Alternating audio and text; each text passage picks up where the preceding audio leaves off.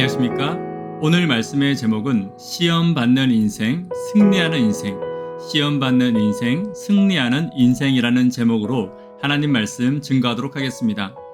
창세기 3장 15절에 있는 말씀을 함께 읽도록 하겠습니다. 내가 너로 여자와 원수가 되게 하고 내 후손도 여자의 후손과 원수가 되게 하리니 여자의 후손은 내 머리를 상하게 할 것이요 너는 그의 발꿈치를 상하게 할 것이니라 하시고, 오늘 우리가 살펴볼 창세기의 범위는 창세기 3장입니다. 성경 전체에서 가장 중요한 장을 하나 꼽으라면 창세기 3장을 꼽을 수 있을 것입니다. 여기에는 성경 전체의 내용이 함축되어 있습니다. 성경 어떤 곳에서는 타락을 다루고, 어떤 곳에서는 의를 다루고, 어떤 곳에서는 구원을 다루고, 각각 다른 주제들을 다루고 있지만 성경 한 장에서 타락과 구원과 형벌을 모두 다룬 장이 있다면 바로 창세기 3장입니다. 여기는 성경 전반에 걸쳐 설명하는 구원의 전 과정이 온전히 드러나 있는 것입니다. 우리가 어디서부터 온 존재이고 우리가 왜 이렇게 살고 있는지, 그리고 우리가 어떻게 살아야 하는지, 그리고 우리는 결국 어떤 삶을 살게 될 것인지, 이러한 모든 질문들의 답을 우리는 창세기 3장에서 명확하게 발견할 수 있는 것입니다. 만일 과거 시대를 통틀어 수많은 철학자들이 창세기 3장을 깨달을 수 있었다면 그들의 수고를 매우 줄일 수 있었을 것입니다. 철학자들의 숙제와도 같은 인간의 존재에 대한 모든 것이 창세기 3장에 드러나 있는 것입니다. 그리고 그리스도인들은 우리는 하나님의 은혜와 사랑을 너무도 확실하게 볼 수 있는 장이 바로 창세기 3장인 것입니다. 오늘 말씀을 통해 하나님의 은혜가 우리의 삶에 충만히 누려지게 되는 경험이 있게 되기를 간절히 바랍니다. 함께 참여하도록 하겠습니다.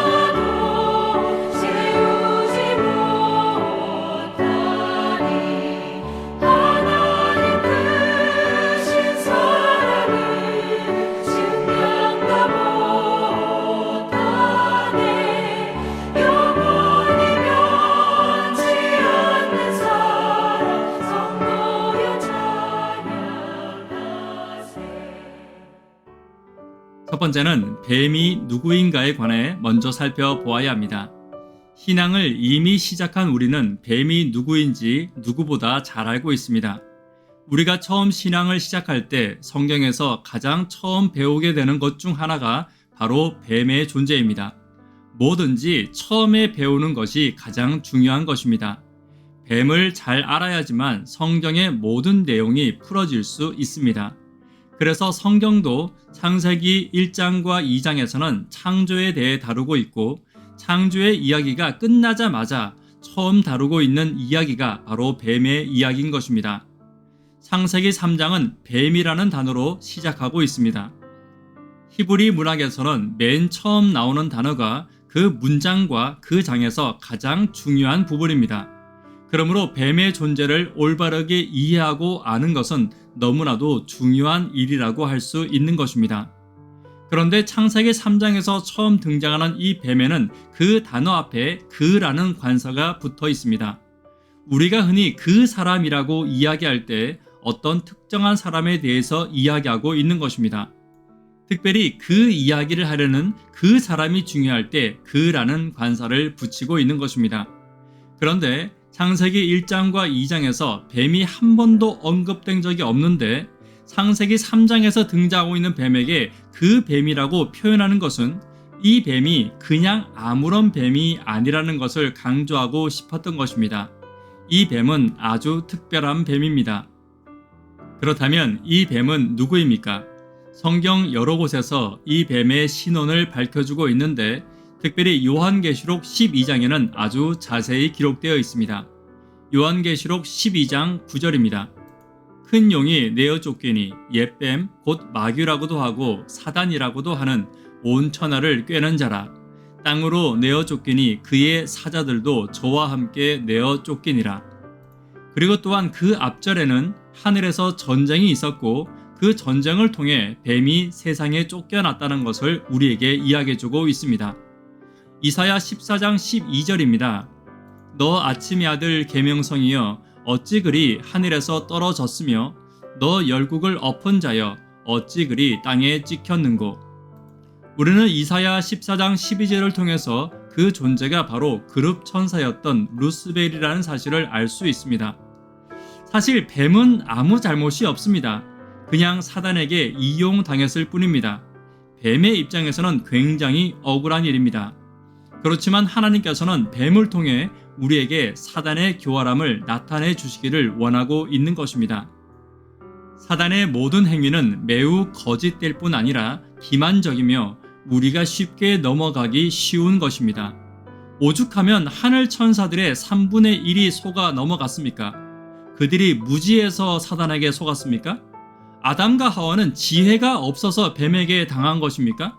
아닙니다. 그들은 온 우주에서 가장 지혜롭고 현명하고 똑똑한 존재들이었습니다. 그러나 사단은 그들을 기만할 만큼 충분히 지혜롭고 거짓되었던 것입니다. 그렇다면 오늘날 우리는 어떻습니까? 우리는 마치 사단에게 쉽게 넘어가지 않을 것처럼 생각하고 말하고 있습니다. 그러나 사단은 그렇게 하늘의 존재들을 타락시킨 기만자라면 우리를 속이는 것은 눈 감고도 할 수 있을 것입니다. 그래서 우리는 늘 겸손한 마음을 가져야 합니다. 내가 오늘 신앙을 아무리 잘하고 있을지라도 언제든지 넘어질 수 있으며 또 나도 모르는 사이에 내가 기만당하고 있을 가능성이 있다는 것을 결코 잊어서는 안 될 것입니다. 그렇기 때문에 우리는 늘 기도하는 일이 너무나도 필요합니다. 오늘날 그리스도인들이 개인적으로 기도하는 일을 너무나도 게을리하고 있는 것을 볼 수 있습니다. 만약 우리가 개인적으로 충분히 기도하지 않는다면 우리는 악한 마귀의 유혹에서 넘어질 수밖에 없을 것입니다. 왜냐하면 기도하지 않으면서 사단을 대항할 수 있는 방법은 없기 때문입니다. 아무쪼록 우리 모두 뱀의 기만을 과소평가하지 말고 늘 깨어서 주님께 붙들려 기도하시는 저와 여러분 되기를 간절히 바랍니다. 두 번째는 선악과가 무엇인지에 관해 살펴보아야 합니다. 하나님께서는 왜 선악과를 만드셨습니까? 선악과는 첫 번째, 하나님이 사랑이시라는 것에 대한 가장 강력한 표시였습니다. 사랑은 언제든지 상대방에게 거절할 수 있는 선택권을 주는 것을 말합니다. 상대를 버릴 수 있는 선택권이 없다면 그것은 강제이지 사랑이 될 수 없는 것입니다. 그러므로 선악과는 선택권을 주신 하나님의 사랑의 표현이었던 것입니다. 그렇기 때문에 사단이 아담과 하와를 넘어뜨릴 수 있는 유일한 장소가 바로 선악과밖에 없었습니다.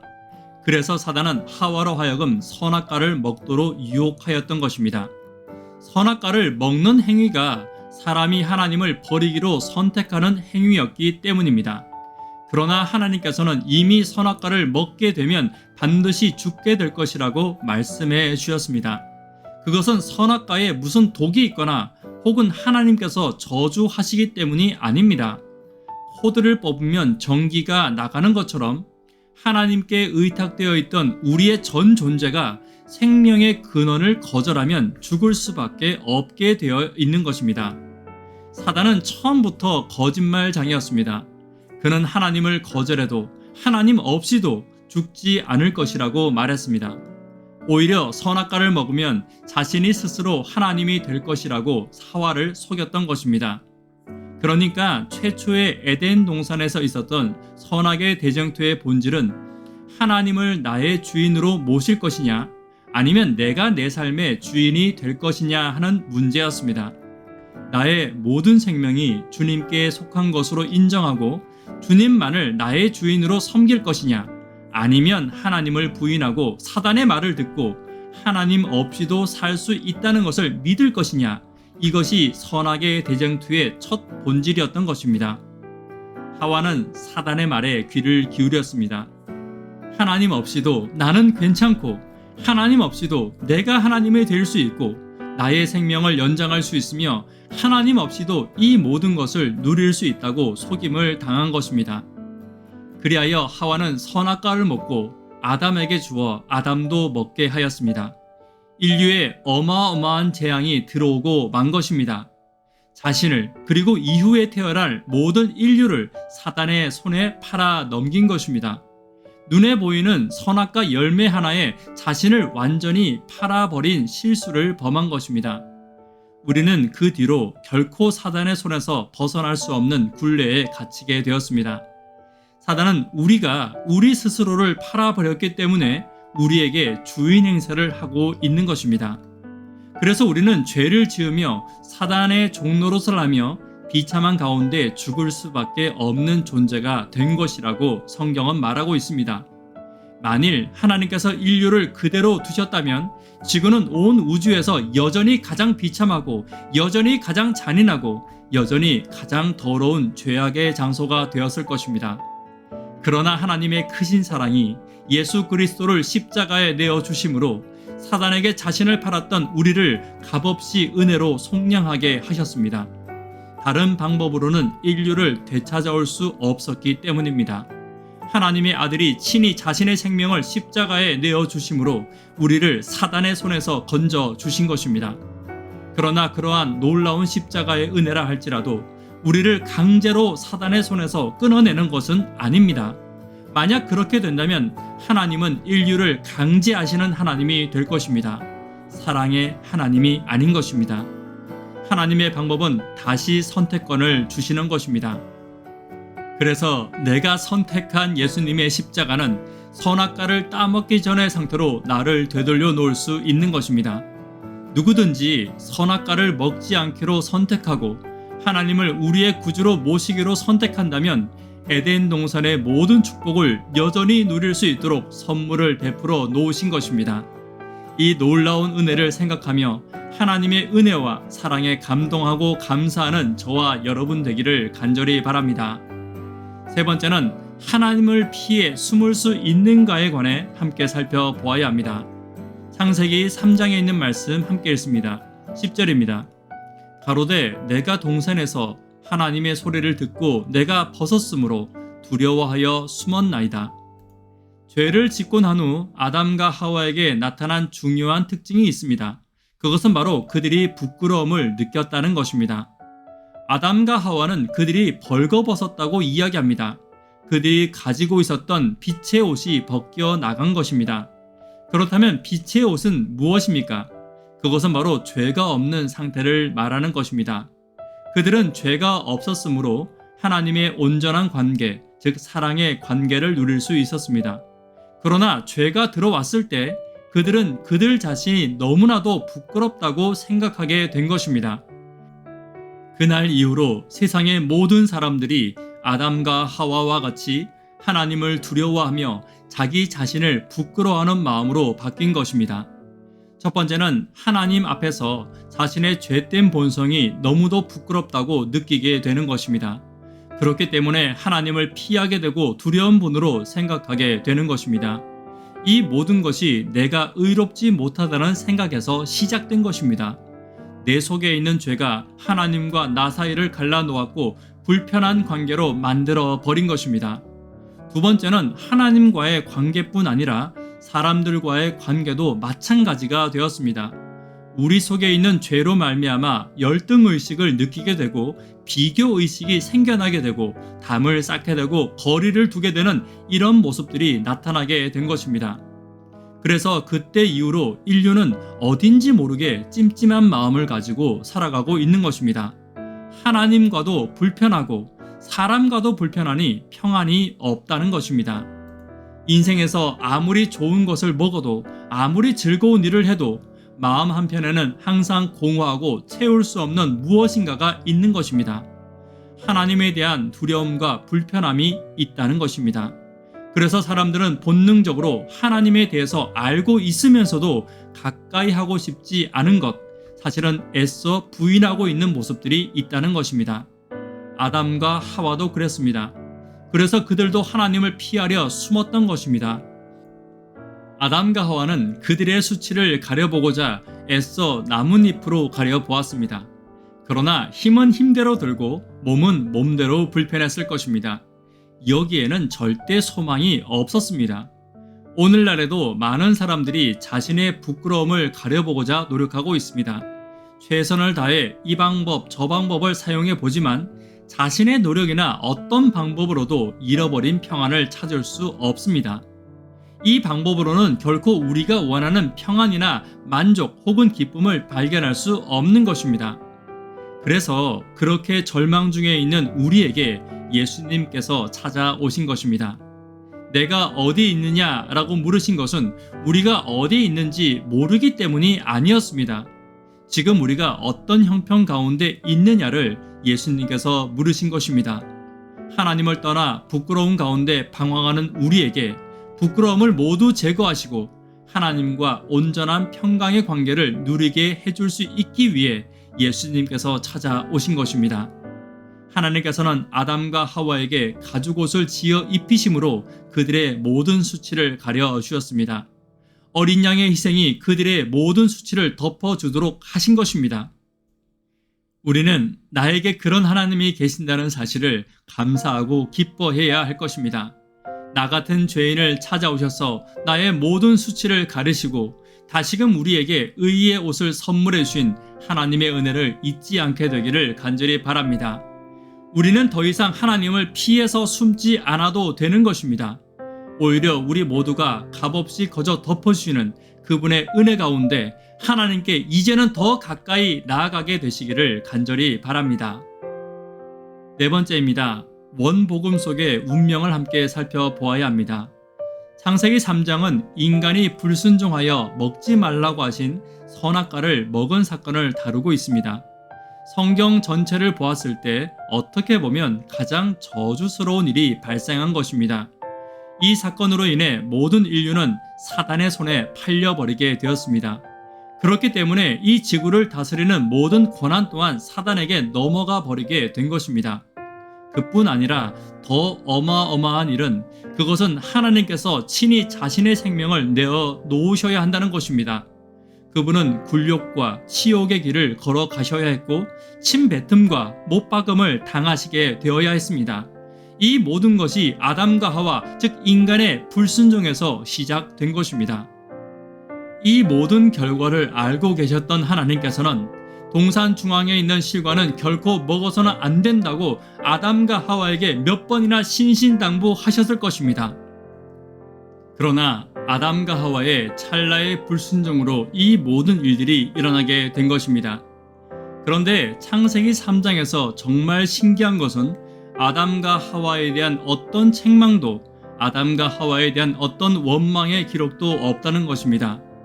우리 같으면 아담과 하와를 저주하고 혼내주고 불순종 때문에 하나님이 어떤 결과를 받게 되었는지 성을 내고 분노했을 것이 분명합니다. 그러나 창세기 3장의 기록에는 전혀 그러한 분노가 기록되어 있지 않습니다. 오히려 이러한 절망 가운데서 하나님께서 행하실 언약과 약속이 자세히 기록되어 있는 것입니다. 이 약속이 바로 창세기 3장 15절입니다. 우리는 이것을 최초의 복음, 즉 원복음이라고 부르고 있습니다. 하나님께서는 사단에게는 형벌을 선포하셨습니다. 이 말을 듣는 사단의 마음은 어떠했습니까? 머리를 상하게 하시겠다.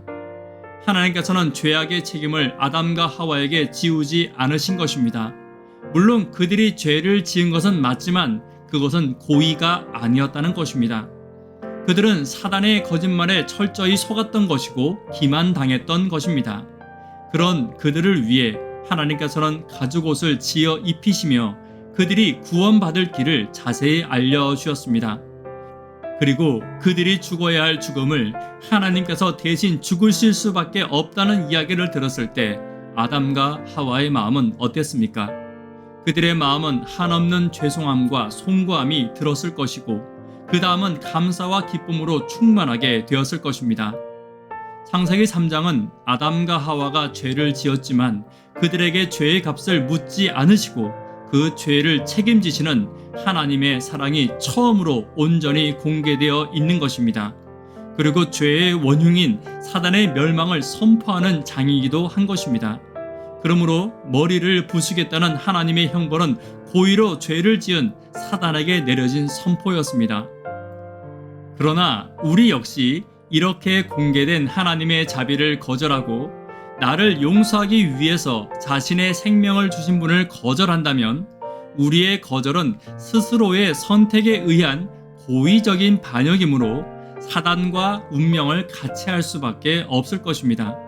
우리는 결코 사단의 반역에 동참하지 않고 우리에게 베푸신 은혜를 기억하고 주님께 감사하며 충성하는 저와 여러분 되기를 간절히 바랍니다. 우리는 앞서 살펴본 것처럼 창세기 3장에는 두 가지 분명한 사실이 기록되어져 있습니다. 첫 번째는 사단이 받게 될 형벌이며 두 번째는 인류가 받게 될 은혜입니다.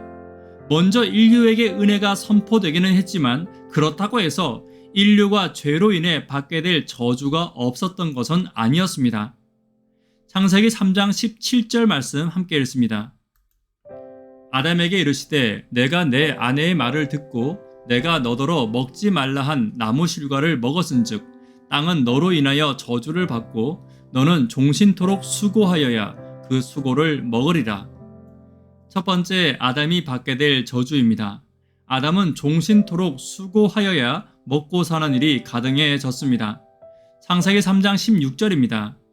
여자에게 이르시되 내가 내게 잉태하는 고통을 크게 더하리니 내가 수고하고 자식을 낳을 것이며 너는 남편을 사모하고 남편은 너를 다스릴 것이니라 하시고 두 번째 하와가 받게 될 저주였습니다.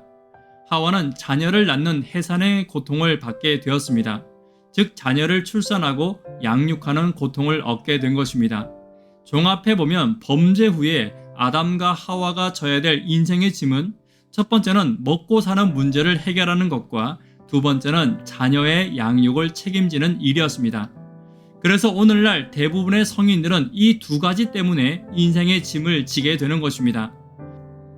만약 이 두 가지 문제가 없다면 우리의 인생의 짐은 지금보다는 훨씬 가벼웠을 것입니다. 그렇다면 하나님께서는 왜 이 두 가지 저주를 우리에게 내렸습니까? 우리를 괴롭게 하기 위해서였습니까? 함께 읽습니다. 이제부터 사람의 운명이 될 수고와 염려의 생애도 사랑으로 지정된 것이었다. 그것은 그의 죄로 말미암아 필요하게 된 훈련으로서 식욕과 정욕의 방종을 억제하고 극기의 습관을 기르기 위한 것이었다. 그것은 죄의 영락과 퇴화로부터 사람을 회복시키려는 하나님의 큰 계획의 일부였다. 이것 또한 우리의 유익을 위해 주어진 것이라는 것입니다. 창세기 3장에서 사단에게 선포된 저주는 순수한 형벌의 의미였습니다. 그러나 사람에게 선포된 저주는 인간의 행복을 위해 주어진 선물인 것입니다. 우리를 사랑하시는 그 사랑으로 말미암아 우리가 사단의 유혹으로부터 보호받을 수 있는 선물로 이러한 저주를 허락해 주신 것입니다. 그러므로 우리의 삶에 찾아오는 모든 고난들은 저주를 가장한 축복이요 선물이라는 사실을 잊지 않아야 할 것입니다. 창세기 3장에서 인류는 우리가 응당 받아야 할 대우를 받지 않았습니다. 하나님께서는 우리의 죄의 책임을 우리에게 돌리지 않으신 것입니다. 오히려 죄 없는 하나님께서 친히 그 책임을 지어 주셨습니다. 그리고 우리에게는 그분의 은혜를 선물로 주신 것입니다. 그러므로 오늘 우리가 한 가지 확신하고 믿을 수 있는 것은 범죄로 말미암아 우리는 하나님의 사랑과 자비에서 한 걸음도 뒤로 물러가지 않았다는 사실입니다. 오히려 십자가 위에서 베풀어진 사랑을 통하여서 하늘과 더 끊을 수 없는 단단한 줄로 연결되게 된 것입니다. 이러한 놀라운 운명을 허락하신 하나님을 우리가 찬양하는 것이 당연할 것입니다. 죄인을 용서하시고 사랑하시는 하나님의 은혜가 우리의 마음속에 늘 감사의 찬송으로 흘러나오는 저와 여러분 되기를 간절히 바랍니다. 말씀의 결론 맺도록 하겠습니다. 창세기 3장은 인간의 타락이 어떻게 진행되었는지를 자세히 기술해 놓고 있습니다. 인간은 안타깝게도 자신의 선택권을 가지고 하나님을 거절하기로 선택한 것입니다. 그러나 우리가 그렇게 하나님을 거절하였음에도 불구하고 하나님께서는 우리를 향한 그분의 사랑을 버리지 않으셨습니다. 오히려 그분은 우리의 죄에 대한 모든 문제를 그분이 친히 감당하시겠다고 선언하셨고 우리에게는 거저 값없이 용서를 베풀어 주신 것입니다. 우리에게 거저 은혜를 베풀어 주셨고 누구든지 값없이 받을 수 있게 해주셨지만 그 구원은 결코 값없이 주어진 것은 아닙니다. 그것은 하나님께서 자신의 생명으로 값을 치르시고 우리에게 주신 선물인 것입니다. 이 선물을 결코 우리는 가볍게 여길 수 없습니다. 타락한 죄인에게 베푸신 그 크신 은혜를 온전한 감사로 취하고 영원토록 하나님을 찬양하는 우리 모두가 되기를 간절히 바랍니다. 이 시간 개인적으로 혹은 함께 예배 들으시는 분들과 기도하고 마치도록 하겠습니다. 감사합니다.